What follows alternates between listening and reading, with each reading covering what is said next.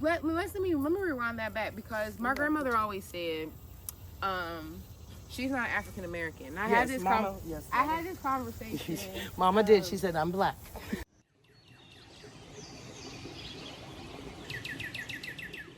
You know, like documentation. Some of them do not label them as Africans.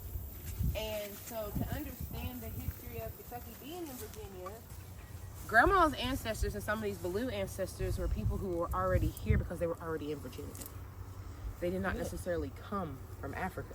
So that's what Mama meant. And that's what Mama meant. So we are connected, yes, because we come from Virginia. Yeah, they bought us in Virginia, but it does not necessarily mean that we were brought to Virginia.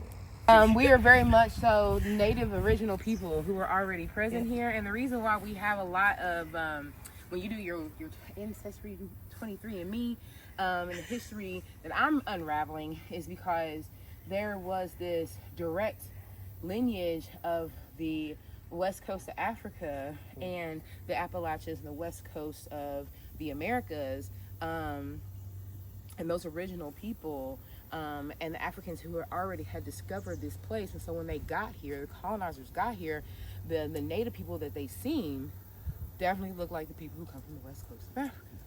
And which my grandmother would tell you over and over again. Yes. I did not come from Africa. My people were already here. That's why it meant so much that our people were buying land and were creating schools and were the first educators, the intellect of folks who were supposed to be so classified as slavery and ignorant folk.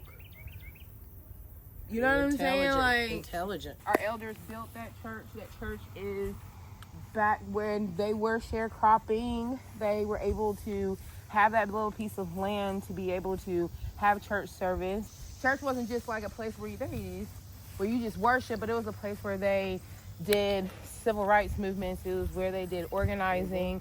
There wasn't baptism pools, so like right beyond these trees right here is where my grandmother and her generation, when she was born in the 1920s, brought people from around these other Presbyterian Baptist churches to baptize. And they were baptizing at a time where they were sharecropping, so they still didn't own this land. The white folks that lived here gave them the permissions to, but even at this time, it was our aunts, great aunts, who were catching their babies and bringing them food and teaching them how to take care of themselves. And it was this interchanging that, yes, you can baptize, and yes, you can use this land to have your church services, because there was this holistic, way of life here. He didn't just get the chance to just buy 26 acres of land. He bought so much of it, and then he bought some more, and then he bought some more, and to the point where he got 26 acres. Richmond has not changed. I know. It has not changed. It's the reason why my daughter homeschooled my granddaughter. Yeah. Because still got backwards people. The next road over is called Airport Road. It's when the Klan came down and had a cross burning. I think I was in elementary school. There were several black families out here, and not one black family moved. They were set. If there was going to be any stuff going on, they had their guns. But yes, and I went to school with some of those kids whose parents were part of the KKK. My dad was probably the first black president of PTA when I was in elementary school. And I remember when they had curfews here. I was a little girl. I just remember us going to pick up a cousin, Greyhound bus station, and I guess they got a pass to do that, and then we went back home.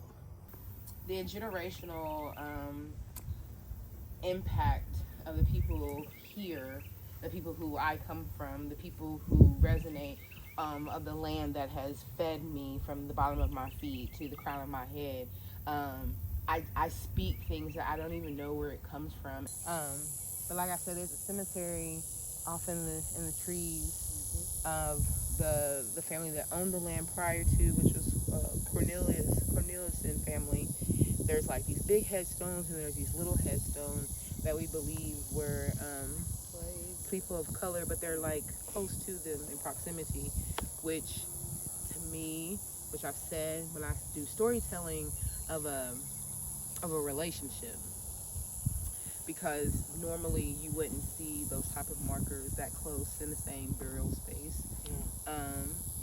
And I can only imagine what's underneath this land. It's just special. The land is special. That's all I can say about it. Yeah. Ancestors are definitely here. Yeah. Everybody's ancestors are here. Let me just say that. There's a lot that's happened on this land. I have to feel it a lot. And there's a lot of healing of the land that has had to happen. And we do that every time that we bring people here. So, Yes. I'll never forget that. Manifested my husband. I said I needed my grandfather. And there was days that Wally will be looking for something and he'd be like, well, AT told me where it was at. And he would literally go out in that shed, which is half, if not 75% of my grandfather's stuff, and go straight to it. It's like, this was Miss Ebony.